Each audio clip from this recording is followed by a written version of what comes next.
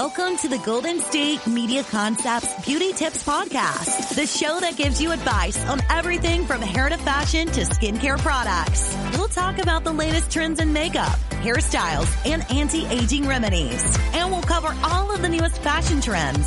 If you have an interest in or questions about the beauty and fashion trends that might work best for you, the Golden State Media Concepts Beauty Tips Podcast has got you covered.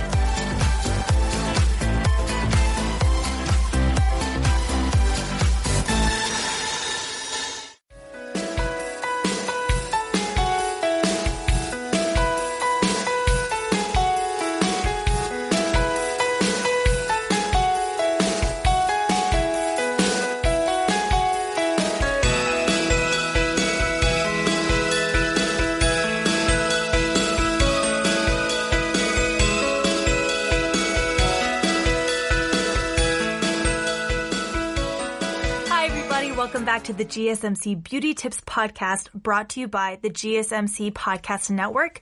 I'm your host, Betsy Scarisbrick. I hope everyone has had a nice week so far, coming off of the 4th of July. I attempted the beach for the weekend and went to Wilmington for a couple days before the 4th, just trying to avoid the crowds that would be there for the holiday weekend, just trying to keep myself safe with everything going on with the corona cases. And they're only increasing from here on out.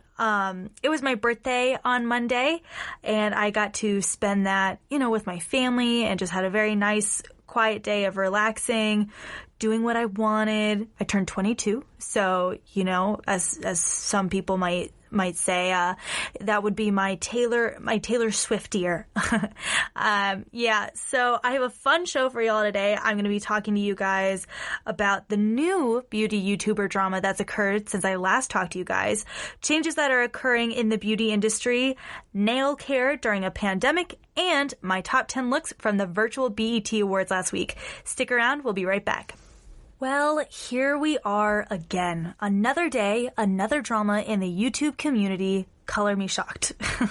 If you listened to my last episode last week, I talked to you all about the Dramageddon 2.0 that happened last summer, May 2019, and how Shane Dawson kind of opened all of that back up with his dramatic, quote, exit from the beauty community. Just a few days after that, YouTuber Tati Westbrook released yet another 40-minute long video titled Breaking My Silence.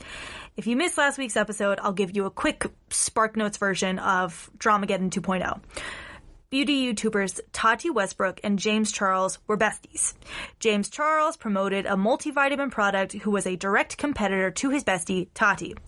James issued a lackluster apology in which he really, honestly, never apologized. He more so just made excuses. Tati drops her bombshell of a video titled By Sister, which is a direct reference to James Charles calling his friends and fans sisters.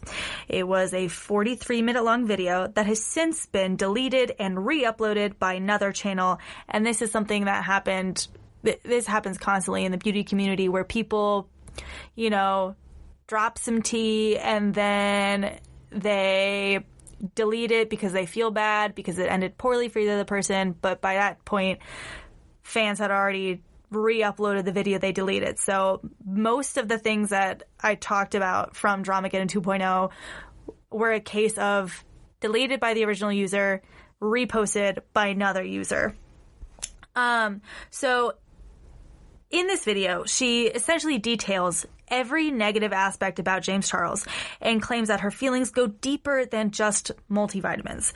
As I mentioned in the last show, she outlined all of the ways her mentee, her best friend, James Charles, had betrayed her trust, in addition to calling out his alleged predatory behavior towards other men.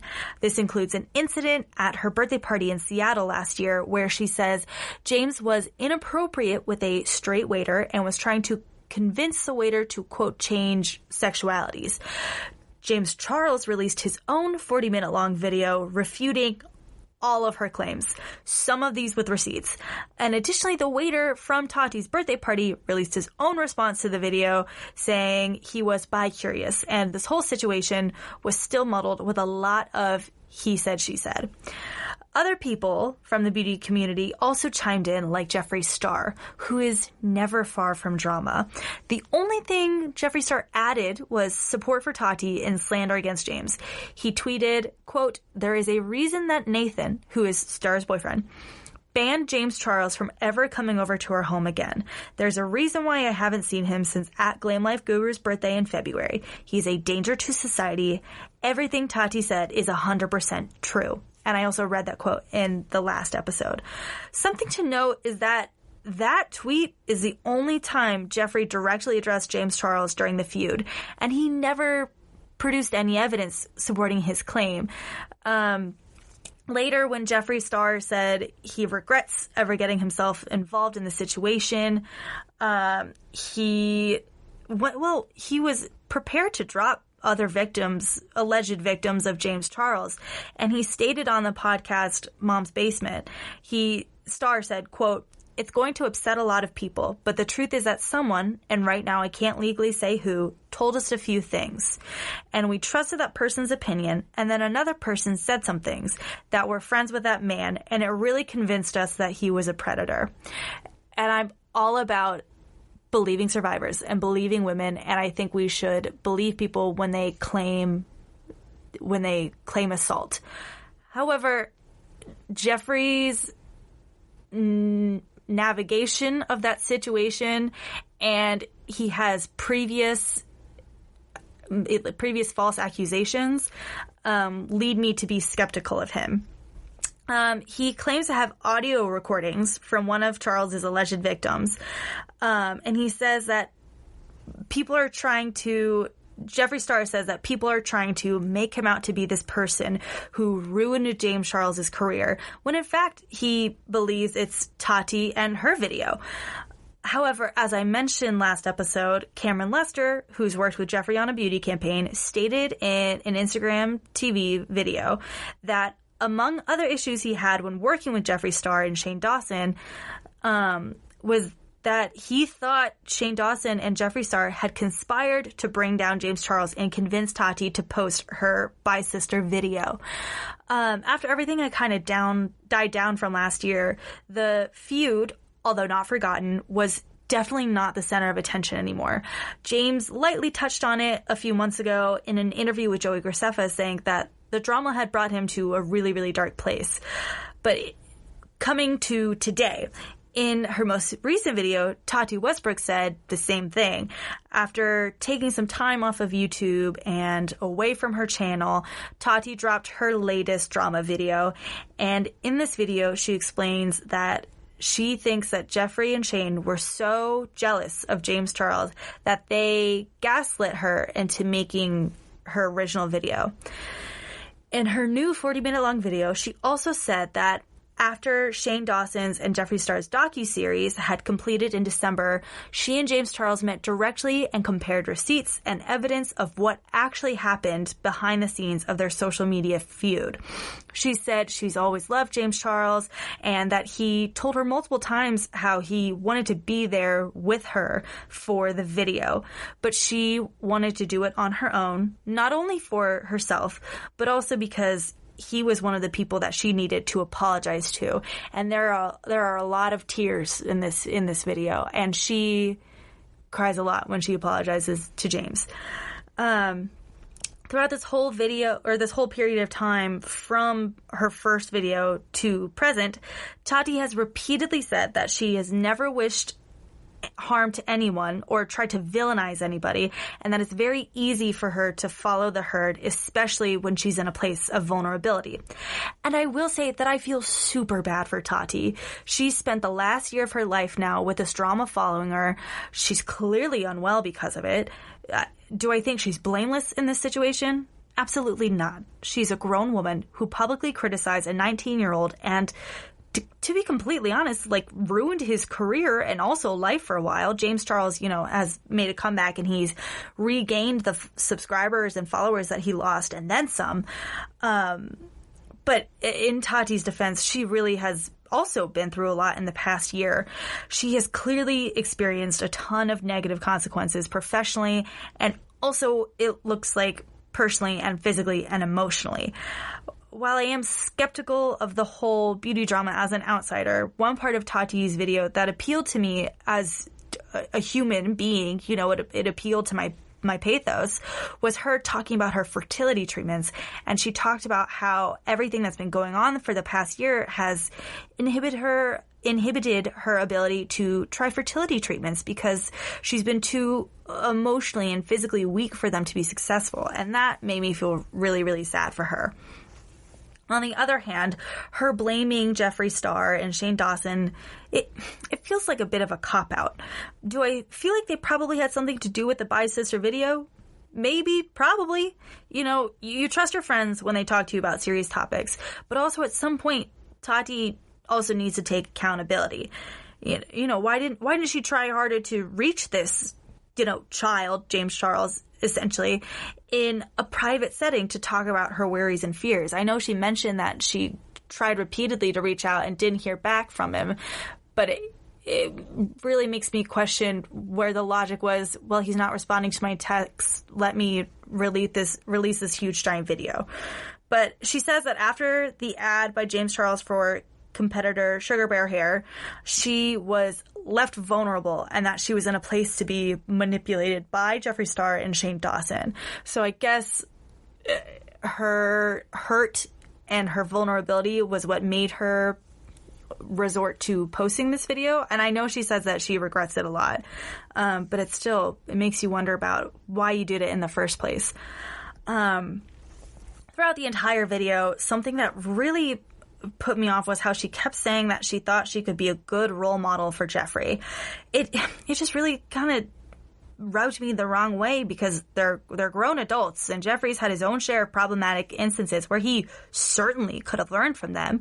He's just as much an adult as Tati, yet he continues to involve himself in this drama.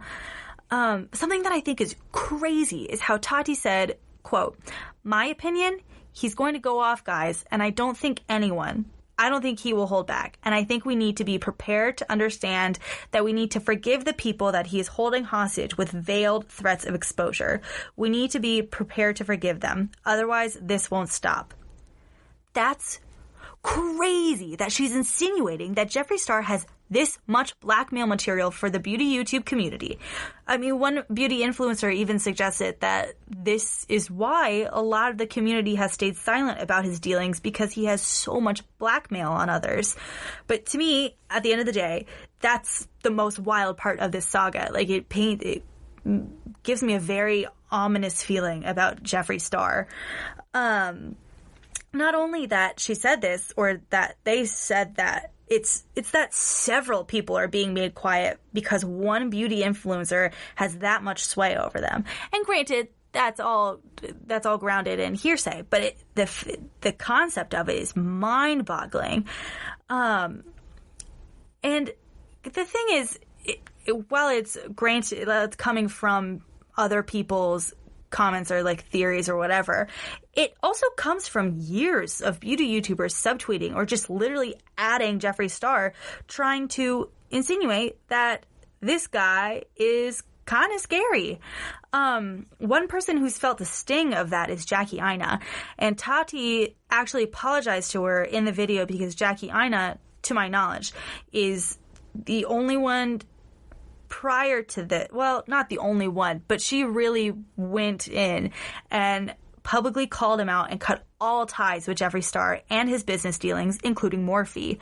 Tati apologized to her in what to me was a very cringe apology. Y'all should watch it for yourself because a lot of it is, while some of it's sad, a lot of it is cringe. And while I did feel bad for Tati, I mean, she was very visibly affected by all this physically, emotionally, and psychologically. A lot of the video felt performative and just like she was victimizing herself and not acknowledging her complicity in the drama and the toxicity. Like it felt she was just only she was a victim. And I know she said she was sorry, but there was no, to me, accountability taken.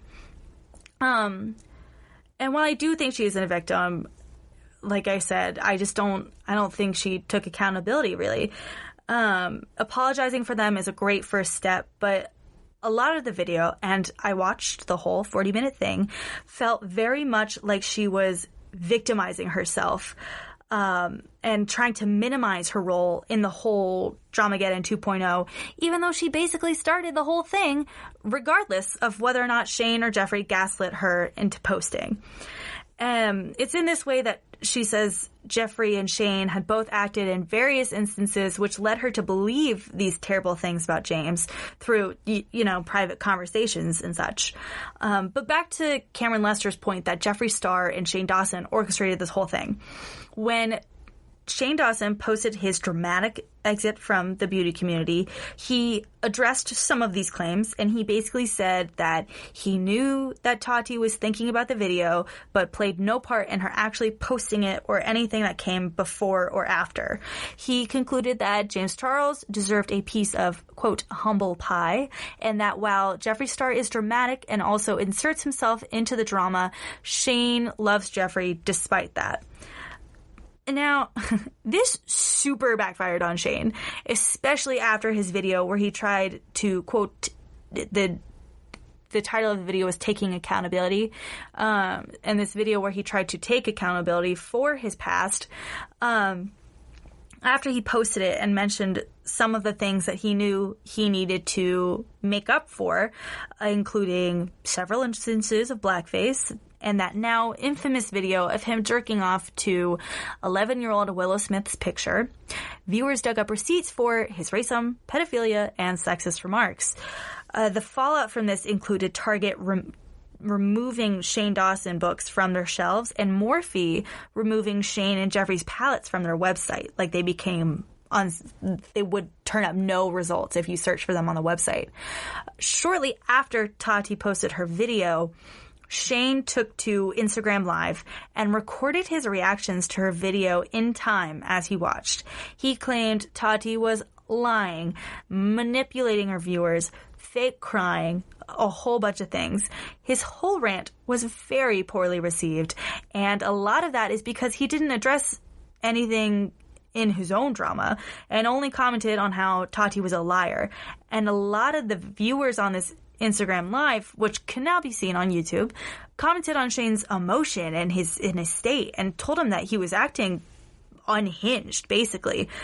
A lot of other YouTubers chimed in during this fallout, including Shane's fiance and Trisha Paytas. They both, came to Shane's side in support of him. Trisha Paytas went so far as to call out Tati's lack of support for the Black Lives Matter movement, which to me makes her apology to YouTuber Jackie Aina that much more cringe. In addition to apologizing to James Charles, she also apologized to Jackie for not believing her when Jackie called out Jeffree Star's racism. As I mentioned before, Jackie Aina also just recently ended her relationship with Morphe because of their affiliation with Jeffree Star, and a couple of other beauty vloggers have followed suit. Since Tati's video has been released, Jeffree Star has said nothing. Shane Dawson has only posted that one Instagram Live, and James Charles was asked by the paparazzi what he thought on everything, and his only response was that yes, there was drama, but he just didn't want to comment on it. So I feel like James Charles has maybe learned his lesson at this point. Maybe. So I guess we're still gonna see more of this story unfold. Tati said she and her lawyers and other witnesses / victims are collecting evidence and receipts every day, and that essentially there would probably be a reckoning. We could expect a reckoning from both Tati and Jeffree at some point in the future. All right, it's time for our first break. And after we come back, I'm going to talk about racism in the beauty industry and how brands are trying to grow and be better in the wake of the recent surge of accountability and new standards that we're holding businesses to as consumers. We'll be right back.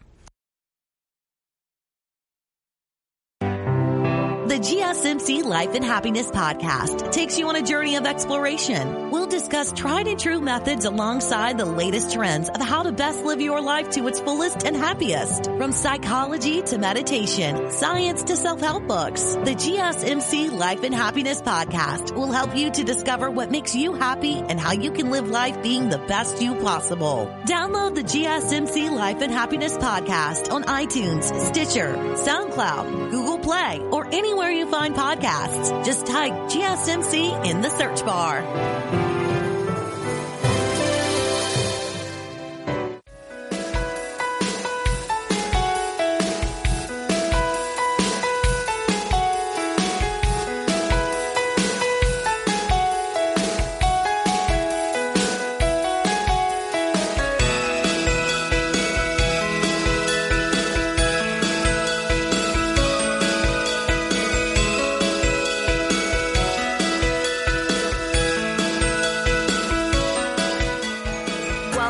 Back.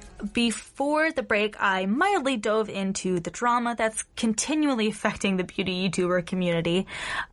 Make sure to stick around because after this next piece, we're going to talk about the virtual BET Awards and all of the incredible looks that all of these celebrities were turning out just from the comfort of their own homes.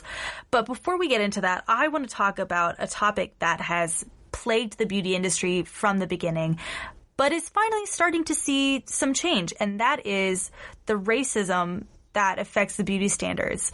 A lot of women of color struggle with these things these products that don't match their skin tone, or products that market themselves as saying lighter or fairer skin equals better.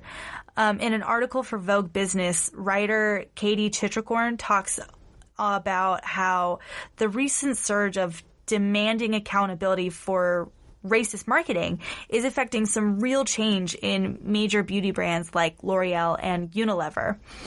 Some of these changes include, I'm not going to talk about the whole article, but some of these changes include how they market skin lightening products. And the article says that Johnson & Johnson, which sells skin lightening products in Asia and the Middle East, like Neutrogena's Fine Fairness or Clean & Clear's Clear Fairness, is going to stop selling these products, and other brands are going to remarket themselves to prevent marketing lighter skin tone as the ideal. So they're not going to fully stop selling the products. They're just going to kind of rebrand it. Chitrakorn talks a lot in the article about how Western communities are praising the changes that these companies are making, while a lot of people in Asia and the Middle East aren't having the same reaction because of their different beauty standards. I highly recommend reading the full article because it's really super interesting and a wonderfully eloquent read. And it allows for a lot of consideration and conversation to happen about varying beauty standards around the world. Shifting our focus to kind of more so towards Western marketing.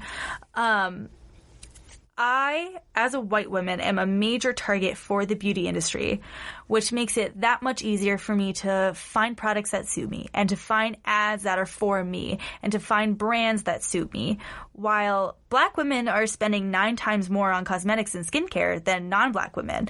I'd like to highlight some of the brands that aren't just capitalizing off of that fact and are really doing the work to make a difference in the beauty industry. Last episode, I talked a lot about Fenty Beauty, but here are some other companies taken from a list by Vogue that are trying to do the work to support Black Lives Matter and create a better space in the beauty industry. The first one is Huda Beauty, and it's one of the several organizations that's taken a stand of solidarity in the fight against racism. The beauty brand, which has been popularized actually by several Black beauty influencers, has pledged $50,000 to the NAACP. Allies of Skin is a skincare brand, and its head of content, Kristen Potter, posted a really deeply personal and passionate post on the brand's Instagram detailing her experience as a Black woman in America and her desire and need for change. Allies of Skin has donated to Black Lives Matter, ACLU nationwide, and also the Black Visions Collective. Next up is Disciple London, and it is a psychotherapeutic skincare company based out of London. It prides itself on promoting wellness for both the body and the mind. Here's how they've contributed to the Black Lives Matter movement, according to Vogue. They say, quote, Disciple London committed itself in 2019 to supporting the Black Lives Matter movement, donating £1 from every sale of its CBD oil, Miracle Drops, to the cause. In a racially unjust prison system, Black and minority people are disproportionately jailed for cannabis-related crimes in the U.S., where cannabis is now not only legal in a number of states, but has provided profitable businesses for many. The number of Black and minority ethnic people behind bars as a result of this same thing cannabis businesses were making money from did not sit well with Disciple founder Charlotte Ferguson. She's since backed the fight for social justice through raising awareness and financially supporting those affected. I just think that they worded that wonderfully and provided context for a huge issue. Next up is Glossier, and they have donated $1 million to various groups that fight against racial injustice.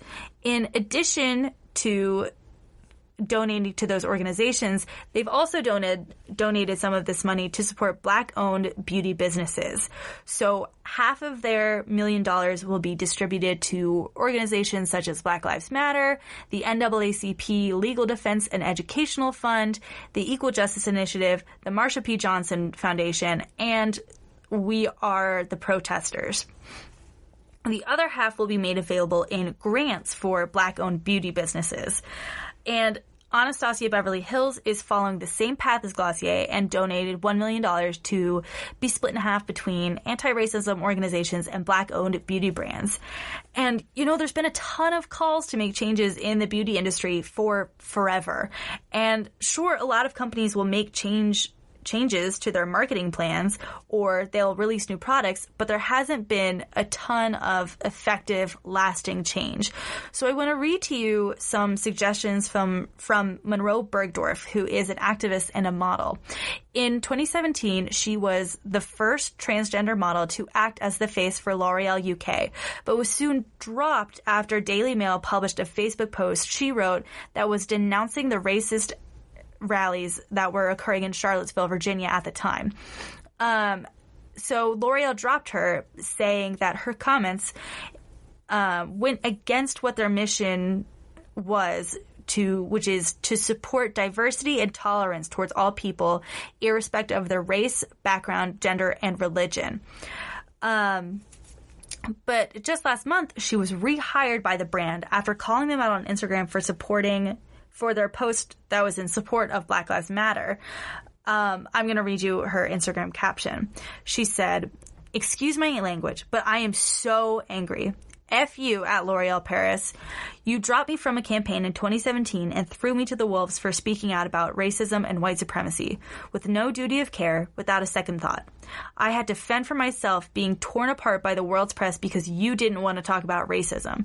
You even tried to get me to incriminate myself with pairing me up with your shady lawyers when I had done nothing wrong. That is what you get for speaking out when employed by at L'Oreal Paris.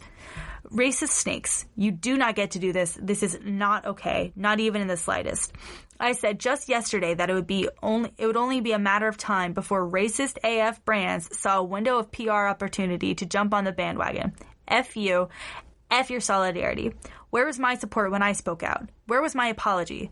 I'm disgusted and writing this in floods of tears and shaking. This is gaslighting. If you care about me or hashtag Black Lives Matter, don't let at L'Oreal Paris get away with this." So after this post, L'Oreal rehired her as a member of their diversity board.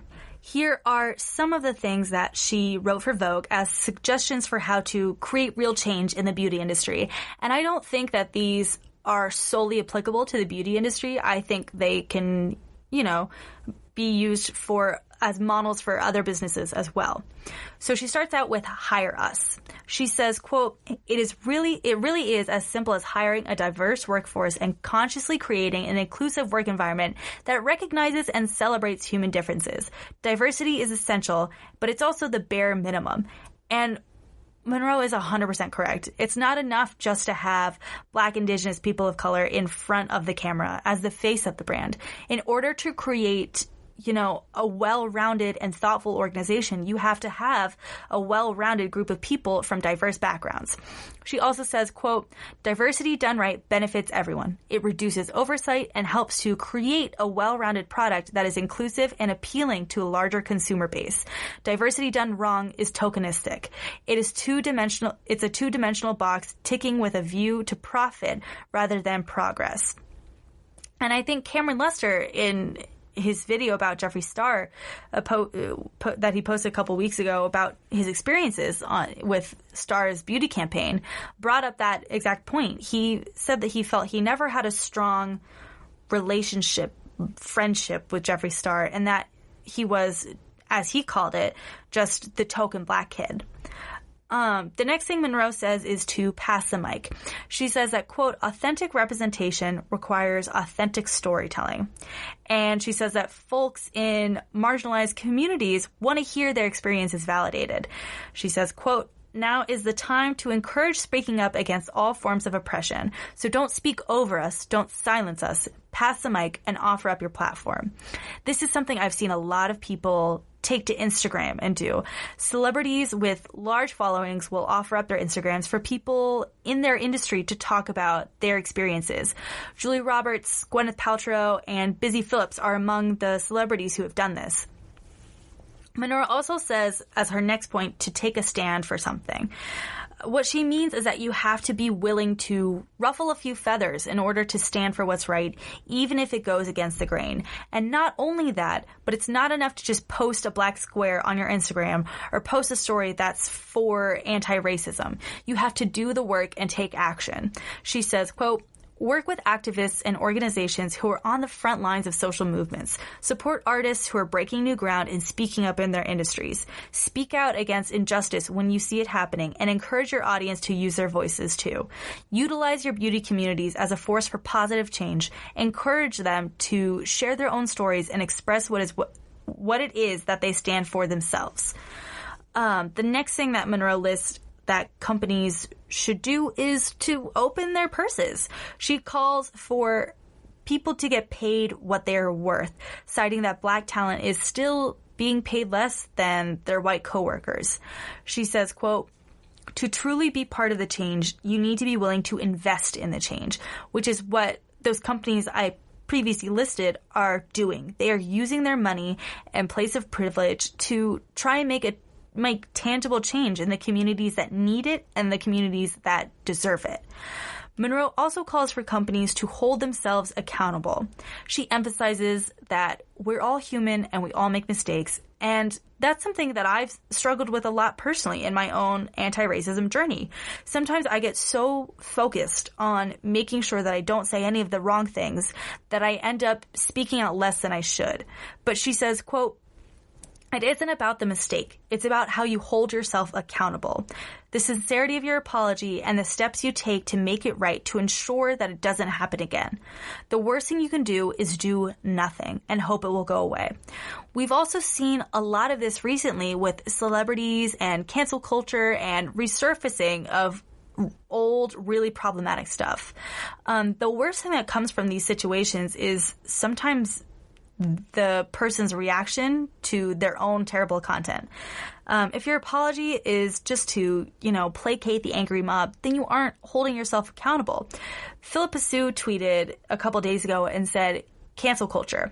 If you are canceled but do not wish to be, you must work to earn back people's respect by owning up to the thing that canceled you in the first place, listening to others, educating yourself, and advocating on behalf of the people that you have offended or harmed. And I think that's what Monroe is trying to get at as well. Granted, some things need to be viewed on a case-by-case basis, but by and large, if you're a good person and make a mistake, then you will do the work required to atone for that mistake and be better in the future. Like Monroe just said, the worst thing you can do is do nothing. Monroe also says it's important for companies to not be performative. It's the whole actions speak louder than words scenario once again. Posting a black square on Instagram and going back to your regularly scheduled content the next day is a prime example of performative allyship. You have to do the work that will create a positive change. And as Monroe says, quote, You have to be invested in change even when no one else is watching. Remember that it isn't just about saying the right thing, it's about doing the right thing. So even though the media isn't protesting or covering protests anymore, you should go. They're still happening. Even though people aren't tweeting links for donations to support the movement anymore, you can still donate. They still need the funding. Finally, Monroe calls on organizations to make long-term commitments. And I think this final point ties it all together. In order to create lasting change, you need to have diversity in your workplace. You need to provide platforms to tell diverse stories. You need to make a public stance that you won't waver from if you happen to go against the grain. You need to invest in the change that you wish to see as best as you can monetarily. You have to be able to admit mistakes and learn and grow from them. And you have to remember that your actions speak louder than your words. She says, quote, "Remember that movements are not moments. It's not about only supporting the LGBTQ plus community during Pride or only amplifying Black voices during Black History Month. Make sure you involve all communities throughout the year." And it's the truth. You know, too often people fall into the rut of, oh, we did Pride Month where we celebrated the LGBTQ community. That shows we like them. Or, oh, we celebrated Black History Month where we talk about achievements of the Black community through history, and then leave it at that. And that kind of logic is othering. And especially in the beauty community, we have to acknowledge the various beauty standards placed on various communities and do the work to bring them all together to be celebrated and to have progress. All right, and with that, it's time for our next break. And when we come back, I'm going to talk to you about some of the things that I've learned about nail care in quarantine. Stick around, we'll be right back. Tired of searching the vast jungle of podcasts? Now listen close and hear this out. There's a podcast network that covers just about everything that you've been searching. Hey! The Golden State Media Concepts Podcast Network is here. Nothing less than a podcast bliss with endless hours of podcast coverage. From news, sports, music, fashion, cooking, entertainment, fantasy, football, and so much more. So stop lurking around and go straight out to the Golden State Media Concepts Podcast Network. Guaranteed to fill that podcast itch. Whatever it may be. Visit us at www.gsmcpodcast.com. Follow us on Facebook and Twitter, and download us on iTunes, SoundCloud, and Google Play.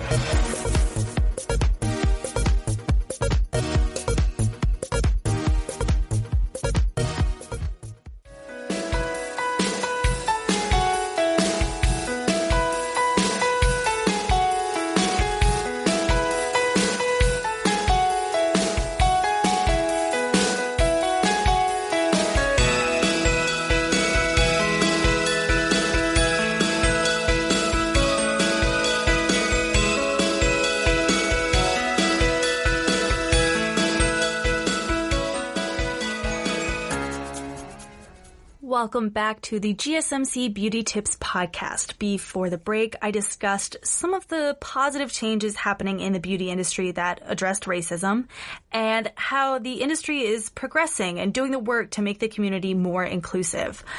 Changing gears, I'm going to talk to y'all about nail care. Now, nail care is kind of a weird subject for me because up until last year, I'd been terrible to my nails, you know, constantly biting them. They could never grow past my finger, like that little white edge at the end of your nail. I almost never had that, especially growing up. And it'd be really embarrassing for me to ever do anything to my nails, like go to a salon or even just paint them myself, because I was so self-conscious about the way they looked. I mentioned in a previous show that I was so embarrassed by how gross my nails were that the nail technicians would comment on them and ask me if I bit my nails. So I avoided going to the nail salons at all costs. But that changed when I went to get my nails done last summer with my mom, because you know, they had grown out a little bit and she was going to go anyways. And I found my favorite gel color and I told y'all about it. It's OPI's Lisbon Once More. And I told y'all how it's my favorite color and I wear it all the time and I just love it. Recently, however, because I haven't gone to a nail salon in a while because of COVID, I've fallen back into my bad habits of biting my nails and peeling off my nail polish. Even if I have my nails painted, I end up, like with normal color, I end up peeling it off and biting my nails. And I think I never did this when I actually went to a salon because I would, be paying for my nails and the gel would be way harder to peel off than normal nail polish. Although after a week and a bit, normally the polish itself would just peel up from the cuticle, and I don't know why. And that would lead me to peeling off the polish because it was so annoying how the edges would stick up and get caught in like my hair or my clothes. And then after I noticed that a couple times, I started getting SNS, which is the powder nail polish, because it stayed on for way longer, but it also made my nails super unhealthy. I haven't tried getting acrylics before because personally, I just don't like how they look on my hands. I think the longer nails kind of freak me out because I'm just not used to long nails. And, when I've worn the fake stick-on nails, I've scratched my eyeballs trying to take out my contacts. I just don't trust myself to have enough finesse to navigate the world with long fake nails successfully. I just don't see that working out for me. But so because I've fallen back into the habit of biting my nails and peeling off my nail polish, I've been exploring other options for how to take better care of my nails or fun new trends to try while I'm still avoiding going to nail salons and such with COVID cases on the rise. A lot of these I found via TikTok or YouTube or from an article that was posted a couple months ago by the San Francisco Gate. So one of the major trends I've seen thus far are the rainbow nails, where you paint each nail a different color and it gives you a nice fun look to your nails. And now some people do just random colors, some people kind of follow a gradient.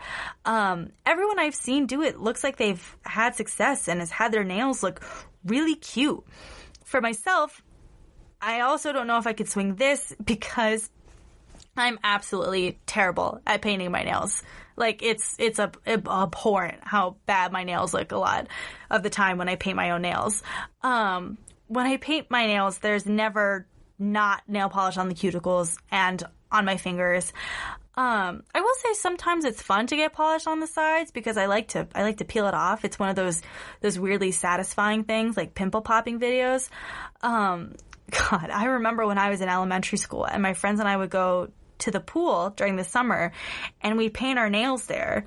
And I don't know why. It was a terrible decision to paint our nails in the hot summer sun while we were swimming. Truly, I don't know how the people running the pool let us do that all the time, but I remember we would get it just everywhere. On the tables, on chairs, on our towels. And of course, if I painted someone else's nails, I would get it all over their hands too, because it'd be like it would be the top half of their fingers would be painted. So in conclusion, I don't think the rainbow nail trend would end well for me because I am just so incredibly bad at painting my nails. And I think that also might be why I like the light pink colors so much, because they aren't as bright and noticeable. So if I mess up my nail or I notice that it's chipping, I'm less likely to focus in on it and peel it off. Another thing I've seen is from my mom and my aunt.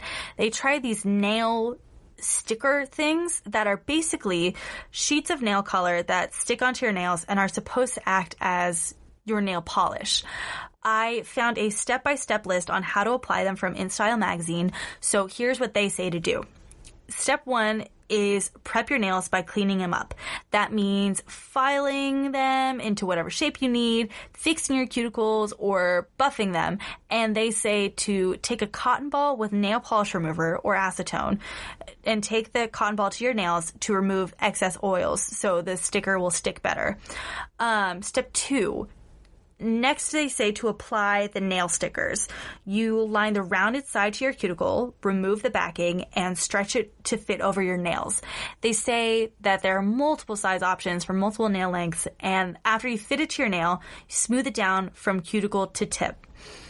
finally, if there is excess hanging off the end, all you have to do is just file it down with a nail file. I have never done it personally, but my aunt says that they stay on a really long time and were a solid choice. She got them because that's what her idol, Diane Keaton, uses. InStyle says that in order to remove them, all you have to do is treat them like you would if they were normal nail polish. So that means taking cotton ball with nail polish remover or acetone and wipe until the adhesive of the sticker comes off. And then you just peel them off. Some products I've heard about before, but I personally am not excited to try out because of the San Francisco Gate article, include a lot of ways to take off fake nails and also ways to nourish your real nails. And I should say it's not because of the article that I'm not excited to try them. It's just from the article that I read. I'm not stoked about trying them out. Now, taking off fake nails won't be as much of a problem as things begin to open back up. But if you're anything like me, any outing I do that isn't 100% necessary or taken with a lot of precautions, like just like popping into the grocery store or picking up food from a restaurant, will make me panic for at least like 2 days about spreading the coronavirus. So I'll drop those tips on how to remove anything that's more than just simple nail polish here. The article suggests the T-Knitter Remover Kit, which comes with everything you need to soak, dissolve, and remove gel nail polish and tips, besides the acetone, which you need to get yourself. Surprisingly enough, I found this in my house when I moved home from college, which I think is funny because my mom would never need to use it because she, 1, doesn't have fake tips, and 2, will let her gel polish grow out so much that she doesn't need to remove it until the next time she would want to get her nails, or she would want to get her nails redone at the salon. And again, the only thing you'd need to get yourself with this kit is the acetone to soak the gel off, but it has everything else. The article also mentions the EC Basket nail polish remover wrap foils. Oh, that's a mouthful. These are for if you need to soak your polish off, but you don't think you need as much assistance as you would with like fake tips or acrylics. Another product I've tried before that's mentioned in the article is a nail hardener. Now, when I have used nail hardeners in the past, I don't know if I was just doing it wrong or if mine just worked weirdly. I don't think I ever noticed my nails get stronger, and the polish that you would put on just peeled off my nails in little crumbs. And I don't know if it ever felt like it worked at all. For a while, what did help strengthen my nails and what helped me quit biting my nails actually was that stuff that you put on your nails that tastes really, really nasty, so you won't want to stick your fingers in your mouth. Oh, that's another thing that kind of helped me stop biting my nails. I say kind of because it is a bad habit that I keep doing, but COVID has made me stop myself from biting my nails on several occasions because I don't want to put my hands near my face. I catch myself doing it and I immediately rip my nail away from my mouth and go straight to wash my hands. Like I said, it's not been 100% effective, but it definitely has helped a little bit. Something else that's helped me stop biting my nails is the at-home gel nail polish I got from CVS the other day. I'm going to be honest, I'm not sure if I'm entirely doing it correctly because I'm not sure if I need one of those at-home gel polish UV lamps because I looked for one and I just couldn't find it, so I just got the polish without it. It definitely goes on thicker and stays on longer than normal nail polish. I believe I got the kind I got was Sally Hansen, and I got a color as close as I could to my favorite OPI color, Lisbon. The reason I'm not sure if I got the correct one is because it has kind of a weird texture when I first put it on compared to non-gel nail polish. Plus the color I got doesn't say lamp free, but also it goes on just fine. I think my next purchase is going to be investing in a gel nail lamp because I'm going to be too scared to go to a nail salon for a while. And I think I can make this gel polish work if I was a little more cautious about how I do my nails. And that's yet another reason why I think I need the lamp, because it takes so long for my nails to dry, like even longer than the normal kind with a top coat, because the polish is so thick. Yeah, I think I just convinced myself I need to just buy the UV nail lamp. Okay, well, it's time for another break, but stick around, y'all, because I'm finally going to get to talk about my top 10 favorite looks from the virtual BET Awards. Stick around. We'll be right back. Do you want to be healthier, yet you just don't know what to do? All these shows telling you this and that, but nothing seems to work. Well, listen close. Golden State Media Concepts has got something great for you.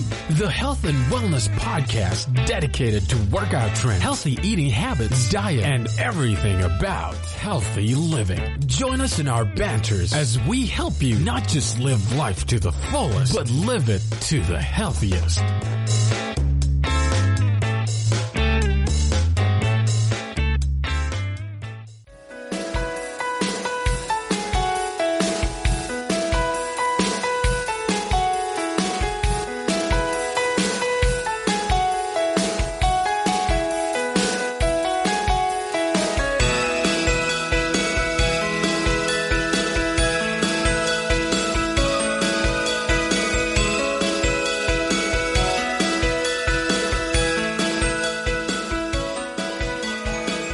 Welcome back, everybody. If you missed the last part of the show, I was just talking about some of the things I've learned about my nails and about nail trends over the course of quarantine. But now I'm going to dive into my top 10 favorite looks from the BET Awards last week. Now, this is not an in order kind of thing. I realized that with top 10 things, I'm really good at narrowing them down to top 10, but then I can't put them in order after that. But the 20th annual BET Awards were held on June 28th. And while this year the ceremony went virtual, that did not stop the celebrities from turning out some fantastic looks. This ceremony is the 20th anniversary of the first BET Awards ceremony in the network's 40-year history. It also marks the first time there's been a virtual awards ceremony during the COVID pandemic. I know both the Oscars and the Golden Globes have been postponed due to the coronavirus, so it's cool to see the BET Awards find a way to work around it and have their ceremony to celebrate all of the amazing Black artistry from the past year. I'm hoping that other award shows figure out how to maneuver the coronavirus, because some of my favorite parts of the award shows are the red carpets. I mean, I was so bummed when they had to cancel the Met Gala this year, because it's, one of the greatest fashion moments in the entire world every year. But anyways, back to the BET Awards. It had performances, tributes, speeches, and all of the best parts of award ceremonies. You can check out the full show on BET's website, so I highly recommend you go and watch it so you can see all of these amazing looks I'm about to talk about for yourself. The first one I'm going to talk about is just Amanda Seales as a person. So she was the host for the virtual BET Awards, and she wore a whopping 13 different looks styled by Brian Javar, and every piece of clothing was from head to toe came from Black designers. Some of my favorite looks out of the, let me say it again, 13, there's 13 of them, included one of her looks, which Brian says was inspired by the character Hilary Banks from The Fresh Prince of Bel-Air. It was a super cute white knee-length pencil skirt that had a little slit on the side and a cool geometric pattern on the other side. And it came with a white blazer complete with, the wide 80s, 90s collar and some big buttons down the front. And probably my favorite part of the ensemble was her adorable pearled jeweled hat from the designer Saint Fort brand. The next person I'm going to talk about is Megan Thee Stallion. She won Best Hip Hop Artist, and in her performance for the award show, she was wearing these little leather booty shorts with a leather high neck crop top bra kind of thing that had these feathers on the shoulder, and she looked incredible. For her acceptance video, because I guess it technically was a speech, but they filmed the videos beforehand. She was in full glam. She wore a black velvet cutout dress from the Black-owned fashion brand Grayscale, and actually the host also wore a dress from Grayscale. Her hair was in a middle part with these long curls, and she completed the look with a deep red lip, and it was just full glamour. Megan was presented the award by Miss Marseille Martin, and she won the Young Stars Award. And she looked so beautiful in her simple yellow knit dress from Lacoste. She posted on Instagram, and it was so cute. She was like, here's my red carpet. And she was just on a floaty in her pool in this beautiful dress. She looked amazing. The next person I'm going to talk about is the Queen, Beyonce. Beyonce won the Humanitarian Award for her recent philanthropic efforts, including Be Good, which is her philanthropy, who recently launched a Black Business Fund. Now, in the video, we only saw Beyonce from the shoulders up. But what we saw in the video, she's wearing a gorgeous in this black strapless gown that has a ruffled semi-sweetheart neckline. But the biggest thing people are talking about is her huge multi-strand diamond choker. She later revealed the full dress, which was a black velvet, and that seems to be a common trend from the award show, black velvet. It was a black velvet high-low dress that had a tulle ruffled train and a large black bow around her waist. Beyonce also paired the gown with sheer black elbow-length gloves. Her humanitarian award was presented to her by Michelle Obama, and Mrs. Obama looked as lovely as she usually does. She wore a simple, elegant black blazer, her beautiful natural hair, and kept her makeup nice and simple. She looked as classy as she's always been. Next up is Lizzo, and Lizzo won Best Female R&B Pop Artist, and her first outfit was an animal print two-piece suit with a black bodice corset, and she looked amazing. And the look was tied together with a high ponytail and these big gold hoops. And in addition to that, her outfit was further completed with her beverage in hand like a baddie. Her second outfit she wore when accepting the award was a black velvet off-the-shoulder gown with a large white accent ruffle on her other shoulder, and it was a custom Manot gown. I don't think I pronounced that correctly. Manot gown. Sorry. It was also accented by a differently styled high pony, and Lizzo looked simply stunning. Next up is Alicia Keys. And Alicia Keys had a really, really powerful performance for the BET Awards, honoring a lot of the recent victims of police brutality. In her performance, she was dressed head to toe in black leather. She had black leather pants with a black leather trench coat and a black crop top. And she's kind of known for not wearing a ton of makeup, and her face looked just so fresh and her skin was glowing with just like a touch of highlight. It was very simple and very beautiful. Next is Jennifer Hudson, and Jennifer Hudson performed the song Young, Gifted, and Black, which was originally by Aretha Franklin. Jennifer Hudson is going to star as the Queen of Soul in the upcoming biopic Respect about Aretha Franklin. And her gown was stunning. It was a custom-made Reem Arca one-sleeved emerald evening gown with a high neck full of this floral embellishment, and she looked amazing. Probably one of my close top 3 favorite looks of the night. And finally, we're going to talk about, the 9 and 10, Chloe and Halle. Chloe and Halle had one of my personal favorite performances of the evening. It was kind of a mashup. It was just a double performance of their songs Forgive Me and Do It off of their new album, Ungodly Hour, and they were amazing. They're 16 and 19 years old, and they're some of the best performers that I've ever seen in my entire life. The outfits they wore during the Forgive Me performance were black latex ensembles that had these really cool pointed shoulder pads, like specifically pointy, not just shoulder pads.